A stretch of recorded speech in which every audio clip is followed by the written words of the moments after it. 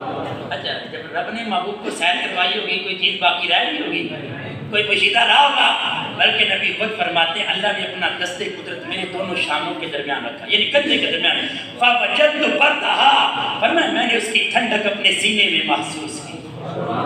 فَعَلِمْتُ مَا فِي السَّمَاوَاتِ وَالْأَرْضِ، فرمایا میرے صحابہ زمین آسمان میں جو کچھ تھا رب کے دست قدرت کی برکت سے فَعَلِمْتُ، میں مصطفیٰ کو ایک ایک چیز کا علم آ جاتا ہے، ہر چیز کا مجھے پتا، زمین آسمان کی ہر چیز کا پتا مجھے چل جاتا ہے. اچھا یار مجھے دسو اتنی دیواریں ہوتی ہیں، یہ زمین تو باہر ہوتی ہے نا، دسو تو صحیح نا، بولو صحیح، یہ دیواریں زمین کے اتنے ہوتی ہیں، زمین کے وچ ہوتی ہیں، نال ہوتی ہیں، اسی طریقے یہ نا حضور ماتے میں تو زمین کی ہر چیز کا پتا چل گیا، تے جے میں آکھا کہ نہیں کی دیوار کے پیچھے کا پتا کوئی نہیں،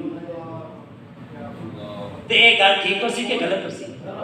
یہ گلاں نہیں کرنی چاہیے. دیکھو نا حضور خود کہتے ہیں مجھے زمین و آسمان کی ایک ایک چیز کا پتا، ایک ایک چیز میں ساری دیواریں بھی ہیں، دیواریں زمین سے باہر تو نہیں ہوتی نا، تو لہذا نبی سے کوئی چیز دیوار کے آگے پیچھے دائیں بائیں یہ پوشیدہ رہ سکتی نہیں. اور میرے امام نے تو کہہ دیا کہ اور کوئی ہے کیا تجھ سے نیہا او بھلا، جب نہ خدا ہی چھپا تم پہ کروڑوں درود. سب تو بڑا غیب کہ اللہ کی ذات ہے، جب او نبی تو نہیں چھپی زمین کی کوئی اور چیز چھپ سکتی ہے؟ بولو صحیح نا. اب پھر کیا فرمایا، ایک تو یہ بات شاعر کر کے جلدی جلدی بات میں ختم کرتا ہوں. فرمایا کہ راتوں رات رب نے کیا کر محبوب کو سیر کروائی بھی عبدی ہی، اپنے بندائے خاص کو. میں اس کی تفصیل نہیں کرتا. عبد کہتے ہیں روح مع الجسم کے ساتھ، یعنی بندے کا پورا جسم. مطلب کیا رب نے میرے نبی کو معراج کروائی تو حضور کی صرف روح نہیں، روح بھی تھی اور جسم بھی تھا، دونوں نے جا کے رب کا دیدار کیا ہے. پھر کیا کیا، فرمایا لیلن، ایک ہوتا ہے لیلتن، ایک ہوتا ہے لیلن. لیلتن کا معنی تھا پوری رات. لیلتن کسے کہتے ہیں؟ قرآن نے لیلتن نہیں کہا، فرمایا لیلن. کیا عربی گرامر کے اندر کتابیں ہیں، دروس البلاغہ، تلخیص المفتاح اور یہ کتابیں، ان میں لیلن کے اوپر دو زبریں ہیں. کیا ہے؟ جی بولو نا. اور دو زبر اس کو کہتے ہیں تنوین. کیا ہے؟ اور عربی گرامر کا قاعدہ ہے کبھی کبھی تنوین قلت کے لیے آتی ہے.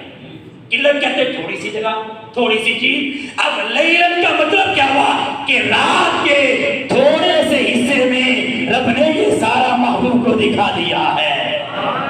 اچھا اگلی بات، اگلی سے اگلی بات، اللہ یوں بھی تو کہہ سکتا تھا تھوڑا جا حصہ نہیں بلکہ پوری رات میں یہ سارا کچھ دکھایا. بولے یہ ہو سکتا تھا کہ نہیں؟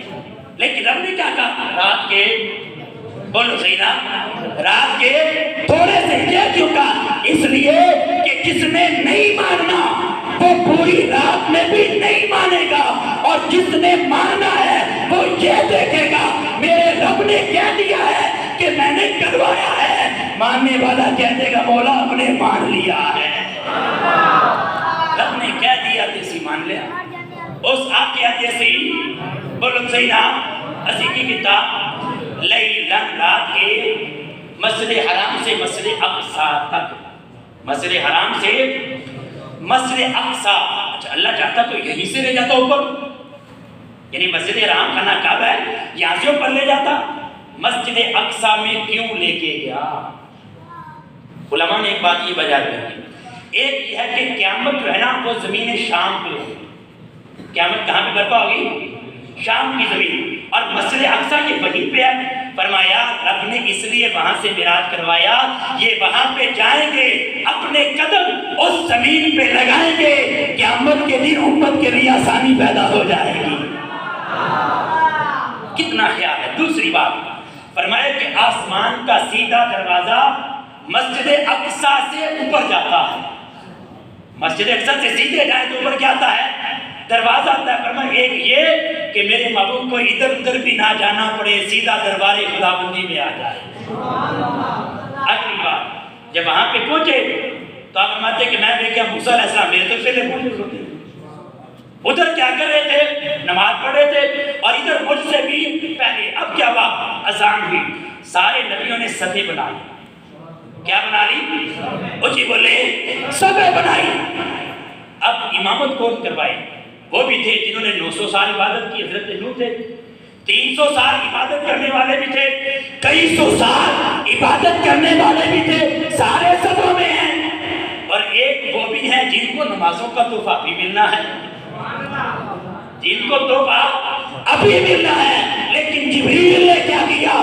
مصطفیٰ کا ہاتھ پکڑا اور سارے نبیوں کا امام بنا کے کھڑا کر دیا.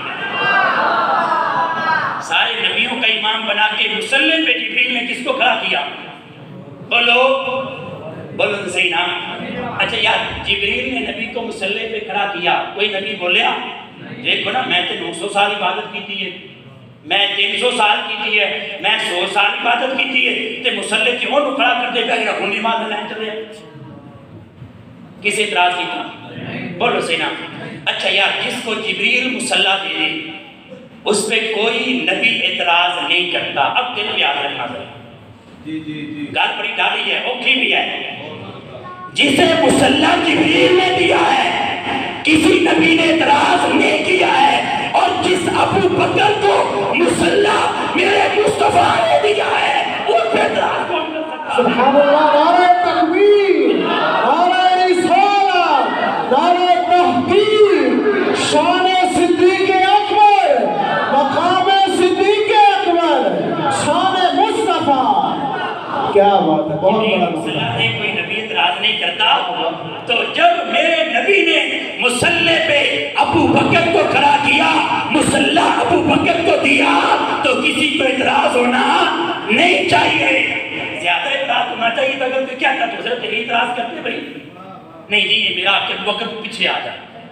لیکن حضرت علی فرماتے ہیں, بخاری شریف کی حدیث ہے, لوگوں جب نبی نے ابو بکر کو مصلی دیا نا, ما انا بی غائب ولیسا بی مریض, میں بیمار بھی نہیں تھا, نماز پڑھانے کی ہمت میرے اندر تھی, طاقت بھی تھی, اور میں غائب بھی نہیں تھا. کوئی یہ نہ سمجھے علی کوئی نہیں تے نبی ابو بکر کو کھڑا کیتا ہے. پر میں تھا بھی وہیں پہ, ٹھیک بھی تھا, تندرست بھی تھا, لیکن پھر بھی مصطفیٰ نے مصلی صدیق اکبر کو دیا. اور دوسری بات حضرت علی کا فرمان ہے, فرمایا ردینا لدنیانا ما رضی بہ رسول اللہ لدیننا. حضرت علی کہتے لوگوں, نبی نے جس صدیق کو ہمارے مصلی کا امام بنایا ہے, اس صدیق کو ہم نے اپنے محلے کا امام بنایا ہے. نبی نے ہمارے دین کا امام بنایا, ہم نے اپنی دنیا کا امام بنایا. ہم نے کس کا بنایا؟ وہ جی بولے نا. تو لہذا یہ اعتراض نہیں ہونے چاہیے. نہیں جی ابو بکر مصلی کھو لیا ہے, خلافت کھو لئیے, حکومت کھو لئیے. اچھا حکومت کھو لئیے تو مصلی بھی کھویا ہے. دسو تو صحیح نا, مصلی تو نبی کھو دیتا ہے. تو حضرت صدیق اکبر پہ حضرت علی نے اعتراض نہیں کیا, دیگر نے اعتراض نہیں کیا, تو علی کے ہم ماننے والے ہیں, ہمیں بھی اعتراض بولے تو صحیح نا, ہمیں بھی اعتراض نہیں ہے. ہم کہتے ہیں مصطفیٰ نے جو کیا وہ ٹھیک کیا اور علی اس پہ راضی ہے, تو ہم بھی علی کی رضا پہ راضی ہیں. حضرت علی کے بغیر ہمارا ایمان کامل نہیں ہوتا. ازی نعرے علی دے لائیے تھے آ کے نہیں علی نعرے تھوڑے ٹھیک نے, لیکن گل کو نہیں ٹھیک نہیں. یہ اسی کر سکتے, ساڈے سراں دا امام علی ہے. بولو تو صحیح نا, ساڈا امام کون ہے؟ بولو تو صحیح نا, علی المرتضیٰ کی ذات ہے. اور میرے نبی نے جہاں تک کہہ دیا, فرمایا مسجد میں ایک کیفیت ہے, کوئی اور نہیں آ سکتا. علی آنا چاہے تو علی کو آنے کی اجازت ہے. علی کو کوئی روک سکتا؟ لا فتح الا علی, لا شیخ الا ذوالفقار. فرمایا لوگوں علی جیسا جوان کوئی نہیں, اور علی کی تلوار ذوالفقار جیسی کسی کی تلوار نہیں ہو سکتی ہے. جس کا میں مولا اس کا علی مولا, جس کا میں مولا اس کا علی مولا. یہ ساری چیزیں حدیثوں سے پتہ چلتی ہیں. اور پھر اگلی بات بھی آپ سے کرتا ہوں کہ اگر دل میں اعتراض ہے نہیں جی وہ تو دنیا سے جانے والے مر جاتے ہیں, فوت ہو جاتے ہیں, یوں ہو جاتا ہے وغیرہ ظالم, اگر دل میں اعتراض آئے تو میں نے ایک مسئلہ تسی دسو, جڑا بندہ فوت ہو جاوے اپنی نماز پڑھیے, ان پیچھے رکھنی ہے یا آگے رکھنی ہے؟ کیا تھوڑے پیر عبد الرحمان کوئی اور طریقہ ہو کی کرنے والا؟ بولو صحیح نا؟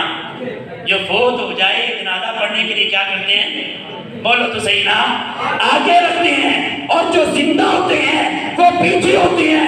مصطفیٰ مصلی پہ تھے، سارے نبی میرے مصطفیٰ کے پیچھے تھے، پتہ چلا مرا کوئی نہیں ہے، رب نے سب کو زندگی عطا فرما دی ہے۔ یہ شامل ہیں، یہ حدیث ہے، یہ قرآن ہے جو ہمارے سامنے ہے۔ اب کہا آخری بات بس کرتا ہوں، بات بہت لمبی ہو گئی ہے۔ فرمایا مسجد اقصی کون سی؟ الذی بارکنا حولہ، جس کی سیڑوں پہ ہم نے اپنی کیا رکھی ہیں؟ برکتیں رکھی ہیں۔ مسجد کی سیڑوں پہ کیا رکھی ہیں؟ بولے کیا رکھی ہیں؟ اچھا میں نے دوستو، برکت مسجد کے اندر ہوتی ہے کہ باہر ہوتی ہے؟ باہر تو دکان ہے، جدو زیادہ نہیں کی دکان بازار ہے، بازار شیطان لگا لے، تو برکت کہاں پہ ہوتی ہے؟ بولو کہاں پہ؟ مسجد کے اندر سارے مانتے ہیں، لیکن مسجد اقصی کا کہا الاقصی الذی بارکنا حولہ، ورنہ اس کے سیڑوں پہ برکتیں رکھی ہیں۔ یہ اس لیے بتایا کہ اندر کی برکت تو سارے مانیں گے، قرآن میں بتاؤں گا میں نے اقصی کے باہر برکتیں رکھی ہیں، اور پھر بتاؤں گا مسجد اقصی کے باہر رکھا کیا ہوا ہے۔ وہ کون سی چیز ہے جو برکت والی ہے؟ برکت والی کون سی چیز ہے جو مسجد سے باہر ہے؟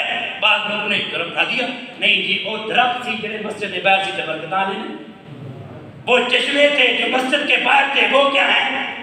برکت تھے۔ تھوڑے پیر افترمان تھوڑے درخت ہیں؟ بولو صحیح نا؟ بیٹے پکی سے درخت تھلے بیٹھ جی، یار درخت بڑی برکت آ رہا ہے، وہ تو ٹہنا ڈرتے تھے بندہ کیا، وہ ایک الگ مسئلہ ہے۔